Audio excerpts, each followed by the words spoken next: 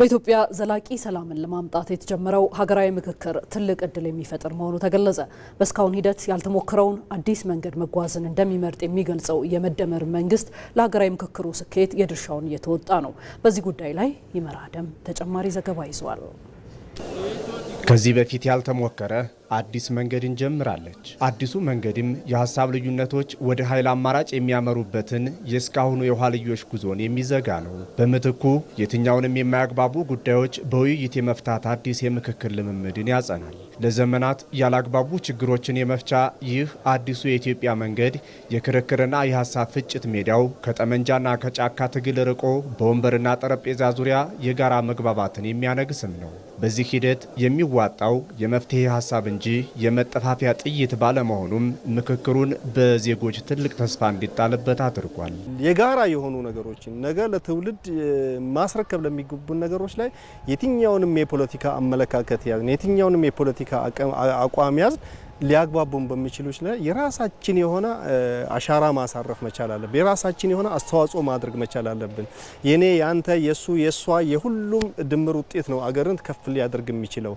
ስለዚህ የጋራ የሆኑ ጉዳዮች ላይ ዛሬ እያየናቸው ያለው በእኛ ትውልድ እየተሰሩ ያሉ በርካታ ነገሮች እንዳሉ እናውቃለን። ኢትዮጵያ በየዘመናቱ የይዋጣልን የግጭት አዙሪት የሀሳብ የበላይነትን መቀበል አቅቶት ብረት አስነግቶ በዱር ቤት የትግል የአንድ ሀገር ላይለያዩ የተጋመዱ ኢትዮጵያውያን ወንድማማቾችን አገዳድሏል። ይህ የኢትዮጵያ የታሪክ መገለጫ እስከመሆን የደረሰው ሀሳብን በኃይል የማስፈጸም አካሄድ ታዲያ ኋላ ቀር አስባለ እንጂ አንዳች ጥቅምን አላስገኘላትም። የጠመንጃና የአብዮት እርምጃ ስንክሳር የተጠናወተው ይህ አይነቱ ልምምድ ደግሞ በኢትዮጵያ ሀገረ መንግስት የመገንባት ሂደትንም ጠንካራ እንዳይሆን አድርጎታል። የሁሉ ነገር ቋጠሮና የሀገር እድገት ማሳለጫዋ ቁልፍ ነገር የሰላም ጉዳይንም እንደ ዋዛ ሲፈትናት ቆይቷል። ወደ ኋላ መቅረታችን ትልቁ ሰላም ማጣታችን ያለ አላስፈላጊ አጀንዳዎች ይዘን ባላስፈላጊ ትርክት ባላስፈላጊ ታሪክ ስንጣላ ጊዜ ስላሳለፍን ጠላቶቻችን ደግሞ ይሄንን ጠብ እያራዘሙብን እርስ በራሳችን እንድንዋጋ አድርገው ፕሮክሲ ዋሮች ስለሚበዙ አንድ ቀን የተወሰነ ጊዜ ሴትል አላገኘችም።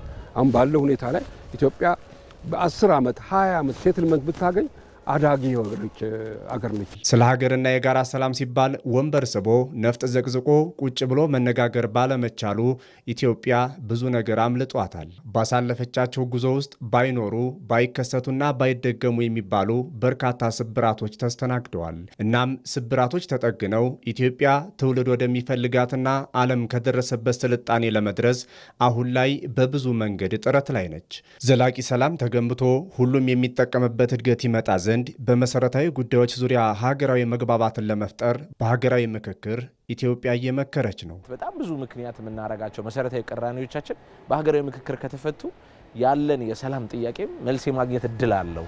ስለዚህ ምክክር ማድረግ የሚቻልበትን መንገድ ማሰብ አንድ የምክክር ባህል ማዳበሪያ እድልም አድርጎ መውሰድ ይቻላል። በስካሁኑ ሂደት ያልተሞከረውን አዲስ መንገድ መጓዝን እንደሚመርጥ የመደመር መንግስት ይገልጻል። ኢትዮጵያ በሀገረ መንግስት ግንባታ ጉዞዋ ያጣችውን ችግሮችን በውይይት የመፍታት ባህል አሁን ላይ ወርቃማ እድል ሆኖ መጥቶላታል። ችግሮች የቱንም ያህል በዝተው ቢፈትኑ የመውጫ መንገዱ ኢትዮጵያ የጀመረችው ሁሉን አካታች ውይይት ነው። ሳያግባቡ የቆዩ ጉዳዮች ለአንዴና ለመጨረሻ ጊዜ ልባትን እንዲያገኙና ለኢትዮጵያ የማንሰራራት ጉዞ ተደማሪ አቅም እንዲፈጠር ቅንና ቀናነት ከትውልዱ ይጠበቃል።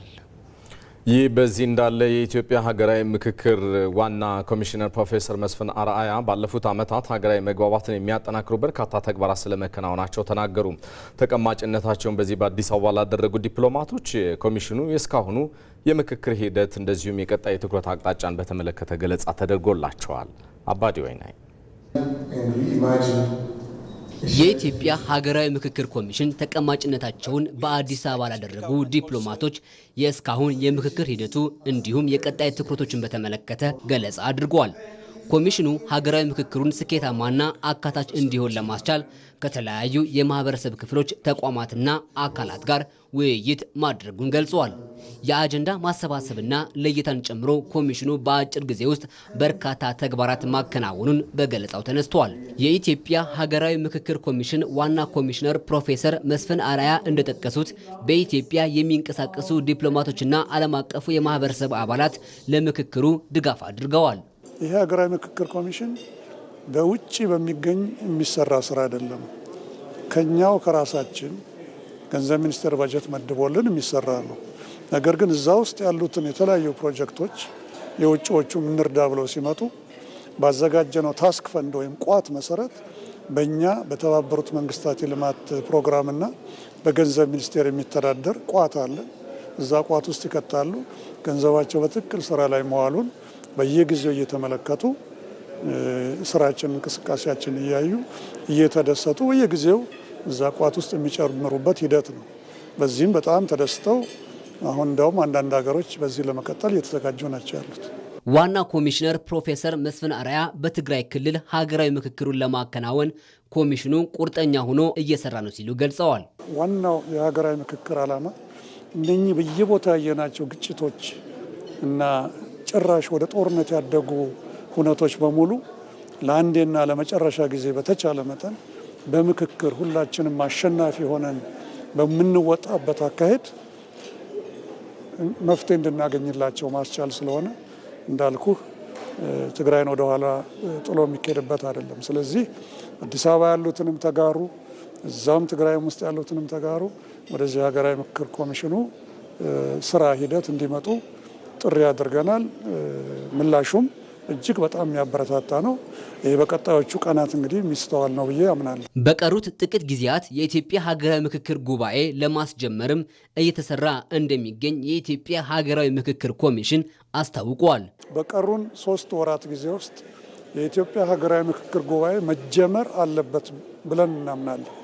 መጀመር አለበት። ናሽናል ጉባኤው ተጀመረ ማለት እንደዚህ በማግስቱ ያልቃል ማለት አይደለም። ናሽናል ዳያሎግ ቀጣይ ነው፣ ሂደት ነው።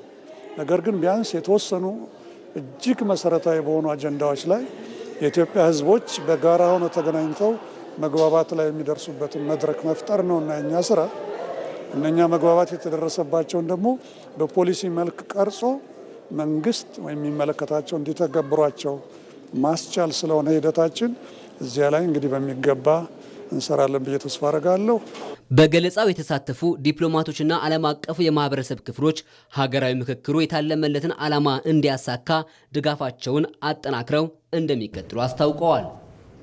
እዚህ ርዕሰ ጉዳይ ላይ እንቆያለን። ተጨማሪ የሆኑ በተለይም በማብራሪያ ደረጃ ማለት ነው የሀገራዊ ምክክር ኮሚሽን እያከናወነ ያለውን ተግባርና ሂደቱን አስመልክቶ ማብራሪያዎች እንዲሰጡን ደግሞ የሀገራዊ ምክክር ኮሚሽን ኮሚሽነር ዶክተር ዮናስ አዳዬን በቀጥታ መስመራችን ላይ ጋብዘናቸዋል። ከሳቸው ጋር እንቆያለን። ኮሚሽነር እጅግ አድርገን እናመሰግናለን ለሰዓቶም ሊሰጡን ለሚችሉት ማብራሪያም ጭምር ማለት ነው። ወደ ቀዳሚ ጥያቄ ላምራ።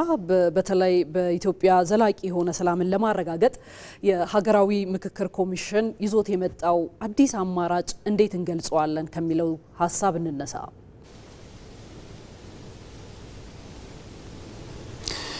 እንደ አዲስ አማራጭ ይዘው የቀረበው ብዙውን ጊዜ የሜቶዶሎጂዎችን ማለት ስነ ዘዴዎችን እንደ አካባቢው ማመቻቸት ነው። በሁሉም ቦታ አንድ አይነት አካሄድ መሄድ ስለሚያስቸግር በየአውዱ ልዩነትን መፍጠር አስፈላጊ ነው።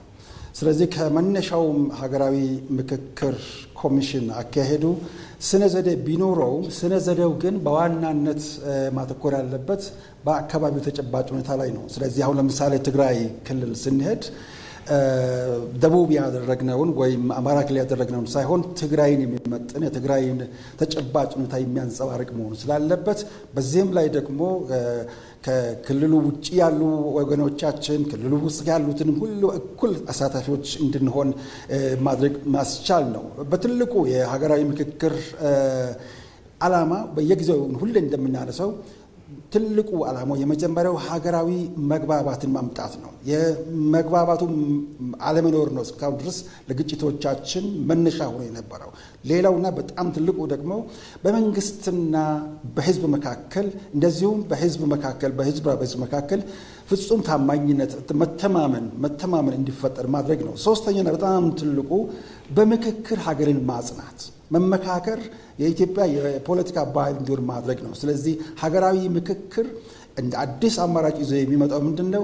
ምክክር መውጫ መንገድ ነው። ከጦርነት ይልቅ በጉልበት ከመፈታተሽ ይልቅ በንግግር በእውቀት መር በሆነ ምርምር መር በሆነ መንገድ ሀገርን ማጽናት የሚቻለው ሰላምን በሰላማዊ መንገድ ማምጣት ሲቻል ነው። ለዚያው ቁልፉ ደግሞ መነጋገር ነው የሚለውን እጅግ የሰለጠነ የአንደኛው ክፍለ ዘመን የሚመጥን አማራጭ ይዞ ነው የመጣው። ሮዛ ዶክተር አካታችና አሳታፊነቱን ይዞ ሁሉንም አይነት ችግሮች በጠረጴዛ ዙሪያ ለመፍታት የሄዳችሁበት ያለው ርቀት መቼም ይሄ ድል እንዳያመልጠን ከመጓጓትም ብቻ ሳይሆን ኢትዮጵያ ማህበራዊ ረፍት የሚሰማት ዜጋ መኖሪያ እንድትሆንም ከማለም የተሻገረ ነው ብዬ አስባለሁ። እንግዲህ ሀገራዊ ምክክር ኮሚሽኑ በቀሩት ጊዜያት ሊያከናውናቸው ያቀዳቸው ደግሞ ዋና ዋና የተግባር አቅጣጫዎች ይኖራሉ ብዬ አስባለሁኝና እስኪ ይህን ደግሞ ይንገሩን።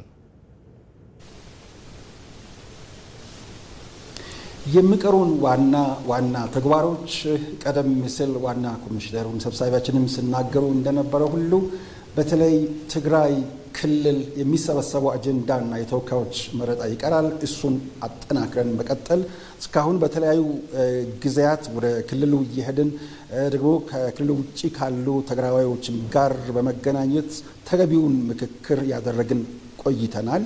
አንዱ አጀንዳችን እሱ ነው። ሁለተኛው ሀገራዊ ምክክር ጉባኤ ማካሄድ ነው። እስካሁን ድረስ የተሰበሰቡ አጀንዳዎች ከውጭ ከሚኖሩ ኢትዮጵያውያን ጭምር የተሰበሰቡ አጀንዳዎችን በሚገባ መርጠን በአዋጁ መሰረት እጅግ መሰረታዊ ናቸው ተብሎ በኢትዮጵያ ውስጥ ላሉ ግጭቶች መነሻ ምክንያቶች ናቸው ተብሎ የታሰቡትን ከህገ መንግስት ጀምሮ ከመንግስት አወቃቀር ጀምሮ ከባንዲራ ጀምሮ መሰረታዊ የሆኑ ናቸው ተብሎ የታሰቡትን እነዚያን ደግሞ በሀገራዊ ምክክር ጉባኤ ተሳታፊዎች እስከ 4000 ተመረጡ አሉ።